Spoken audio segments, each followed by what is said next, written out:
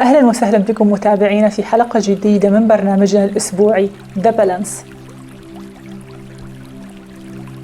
الحياة ذات طرق طويلة ومضللة وصعبة، ولكن هناك أدوات كثيرة تكشف لك الطرق المختصرة واليسر منها. عليك أن تختار دائما الطريق الأيسر والأسهل، ولكن انتبه لأن هناك الكثير من المختصرات الزائفة في هذه الحياة. أهلا وسهلا بكم مرة أخرى في حلقة اليوم بعنوان مختصرات الحياة. المختصر الأول وأهم المختصرات في رأيي هو الوضوح. دائما يجب أن يكون لنا رؤية واضحة في كل ما نختاره في هذه الحياة، فأغلب البشر يعرفون ما لا يريدون، ولكن لا أحد يعرف ما يريد. لذلك فهو وضوح الرؤية ووضوح الأهداف من أهم الأشياء التي تساعد على اختصار الوقت والنجاح في الحياة. لذلك مع المختصر الأول دائما حدد أمورك بشكل واضح، واختار كل ما تريد بشكل واضح وليس ما لا تريد. المختصر الثاني: الناس دائما ستخيب ظنك، فمهما كان رأيهم فهو لا يؤثر على ما تريد.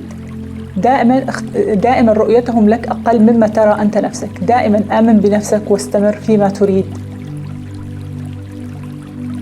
المعتقد الثالث: السلوك الرئيسي للنجاح هو التركيز، والسلوك الرئيسي للفشل هو التشتت.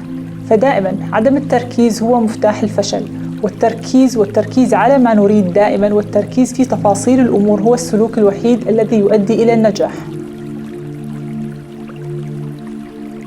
المعتقد الرابع: من السهل أن تبرمج العديد من الأشخاص وكل الأشخاص من خلال أجسادهم المشاعرية، ولكن من الصعب أن تبرمجهم من خلال الأجساد الفكرية.